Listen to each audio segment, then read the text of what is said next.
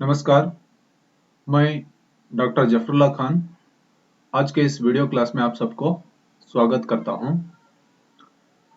आज हम कुवेंपु यूनिवर्सिटी के थर्ड सेमेस्टर बीकॉम बीबीए के पाठ्यक्रम पर चर्चा करेंगे। इस कक्षा को इस सेमेस्टर के लिए 8 एकांकी नामक किताब रखी गई है।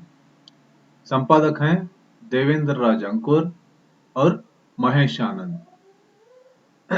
आज हम इस वीडियो क्लास के द्वारा प्रश्नोत्तरी भाग देखेंगे।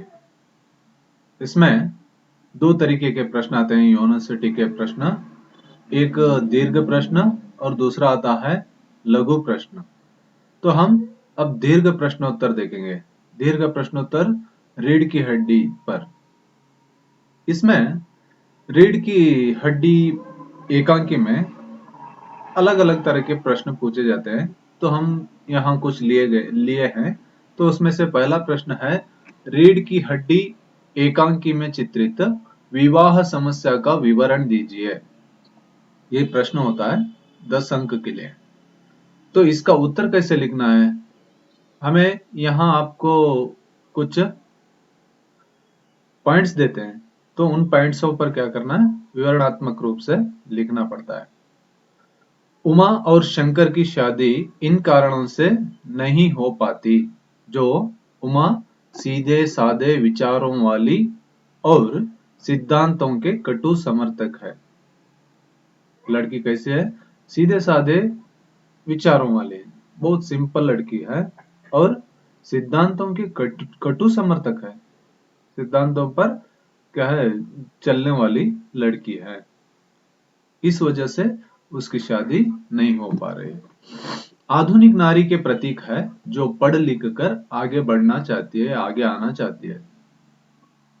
उमा एक आधुनिक नारी की प्रतीक है। वो जैसे समाज में आगे बढ़ना चाहती है, आगे आना चाहती है, उस तरह के उस विचारों वाली लड़की है। वह दहेज प्रथा का विरोध करती है।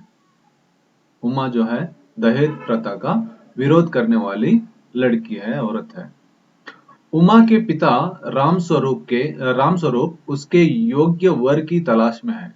उमा के पिता अपनी बेटी को कहीं एक योग्य वर ढूंढकर शादी करने के लिए वर की तलाश कर रहे हैं, वर को ढूंढ रहे हैं।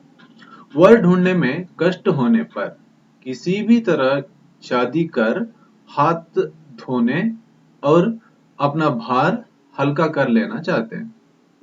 क्या करते हैं, उमा की शादी के लिए लड़के को ढूंढ ढूंढ कर क्या है, थक जाते हैं। अंत में वो सोचते हैं कि कहीं भी कोई भी लड़का मिले, उनसे उनकी शादी करके आराम से रह जाएं, अपना भार हल्का कर लें, वजन कर हल्का कर लें, ऐसा सोचते हैं। रामस्वरूप अपनी बेटी का डिग्री पास होना लड़के वालों को नहीं बताते। रामस्वरूप अपनी बेटी जो डिग्री पास की है उसके बारे में ज्यादा विवरण नहीं देते, ज्यादा नहीं बताते, क्योंकि वो लड़के वाले ज्यादा पढ़ी लिखी लड़की नहीं चाहते थे, इसलिए वो छुपा रहे हैं। उमा की इंटरव्यू होती है और गोपाल प्रसाद बहुत सारे प्रश्न पूछते हैं, तो वो उत्तर देना नहीं चाहती। उमा का क्या होता है, इंटरव्यू होता है, बहुत सारे प्रश्न पूछते हैं। गोपाल प्रसाद जो भावी ससुर हैं, वो बहुत सारे प्रश्न पूछते हैं, सवाल करते हैं, मगर वो उत्तर नहीं देना चाहती है। उमा कहती है कि क्या जवाब दूं बाबूजी? जब कुर्सी मेज बिकती है तब दुकानदार कुर्सी मेज से कुछ नहीं पूछता, सिर्फ खरीदार को दिखला देता है। बहुत आग्रह करने के बाद में, फोर्स करने के बाद में वो क्या करती है, कुछ जवाब देती है। कहती है, क्या जवाब दूं बाबूजी? जब कुर्सी मेज बिकते हैं तब क्या होता है, दुकानदार कुर्सी मेज से कुछ नहीं पूछता, कुछ नहीं कहता, वो खरीदार को सिर्फ अपने खरीदने की या बेचने की चीजें दिखा देते हैं। मैं क्या बोलूं, मैं क्या बताऊं बोल के कहती है। तो उमा गुस्से में आ जाती है। इस तरह के व्यवहार से गोपाल प्रसाद क्या होते हैं, वो कड़ी बातें कहते हैं, गुस्से की बातें करते हैं, तो उमा को भी गुस्सा आ जाता है, गोपाल प्रसाद को भला बुरा कहने लगती है, गोपाल प्रसाद को डांटने लगती है, भला बुरा कहती है, क्योंकि वो बहुत देर से इनका इंटरव्यू ले रहे थे, इनका अपमान कर रहे थे, नाप तोल रहे थे, तो उसे अच्छा नहीं लगता है, वो गुस्से में आकर उससे भला बुरा करने लगती है।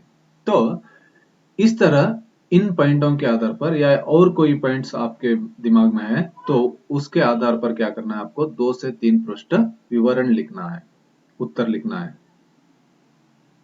अब हम आगे देखते हैं कि अन्य दीर्घ प्रश्न इसी पाठ पर, इसी एकांकी पर अन्य 10 अंक के प्रश्न किस तरह के होते हैं, कैसे पूछे जा सकते हैं। तो उसमें कुछ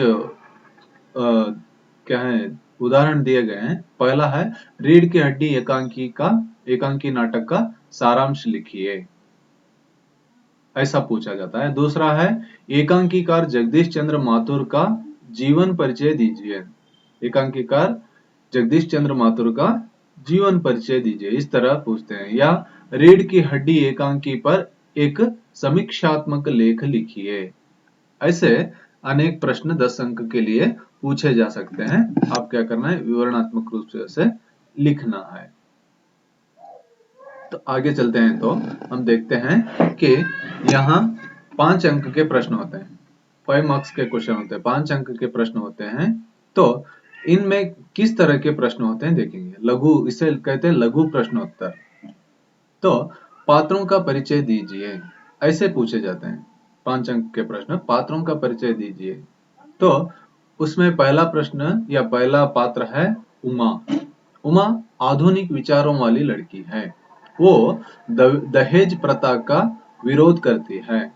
उमा के बीए की पढ़ाई को तुच्छ भावना से देखने पर उसके अहम को धक्का लगता है, उनकी भी बेइज्जती करती है।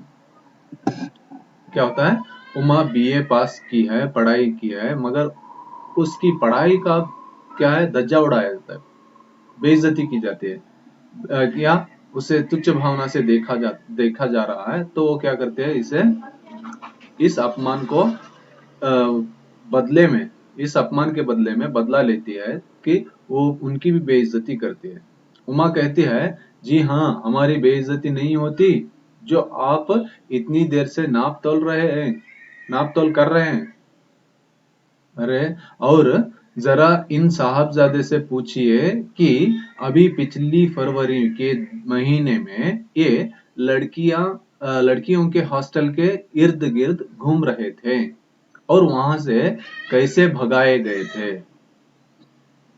क्या कहते हैं वो,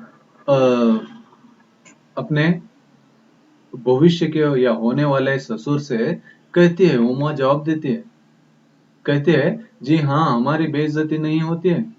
इस तरह बेइज्जती करने के बाद वो कहती है, क्या हमारी इस तरह से बेइज्जती नहीं होती है, जो आप इतनी देर से नाप तोल कर रहे हैं, हमारी सब तरह की इंटरव्यू कर रहे हैं, नाप तोल कर रहे हैं, क्या हमारी बेइज्जती नहीं होती है। और अपने साहबजादे से, अपने लड़के से, अपने बेटे से पूछिए कि वो पिछले फरवरी के महीने में लड़कियों के हॉस्टल के इर्द गिर्द क्या कर रहे थे, घूम रहे थे। वो देखकर क्या किया गया था, वहां से उनको भगाया गया था, पूछिए उनसे, बोल के बताते हैं। अब उनको उमा के बीए पढ़ने का भी पता चल जाता है। अब इसके बाद में क्या होता है, लड़के वालों को या गोपाल प्रसाद को सबको क्या हो जाता है, उमा के डिग्री पास करने का पता भी चल जाता है, बीए पढ़ने का पता भी चल जाता है। इसी कारण वो क्या करते हैं, वधू का तिरस्कार करते हैं, क्योंकि उनको तो पढ़ी लिखी औरत या पढ़ी लिखी लड़की नहीं चाहिए थी, इसलिए वो क्या करते हैं, उनको तिरस्कार कर देते हैं, उमा को। इन पॉइंट्स के आधार पर आप क्या लिखें, 1 से 2 पृष्ठ तक उत्तर लिखना है। इसी तरह के अन्य चरित्र या पात्र कौन से होते हैं वो यहाँ दिए गए हैं। शंकर, प्रेमा, रामस्वरूप, गोपाल प्रसाद, रतन, इस तरह के पात्रों के नाम दिए जाते हैं। उनके बारे में आप क्या करना है, विवरणात्मक रूप से विवरण देना है, लिखना है, पूरी तरह से आपको अच्छी तरह से लिखना पड़ता है। अब अगर आप इसका उत्तर और अच्छी ढंग से, सही ढंग से या पूरी तरह जानकारी पाकर लिखना है तो आपको संदर्भ ग्रंथ दिया गया है, रेफरेंस बुक दिया गया है। बुक का नाम है 8 एकांकी। संपादक देवेंद्र राज अंकुर है और महेश आनंद, दोनों ने मिलकर इस किताब का संपादन किया है। इसे पढ़कर आप क्या कर सकते हैं और समझ सकते हैं। नमस्कार।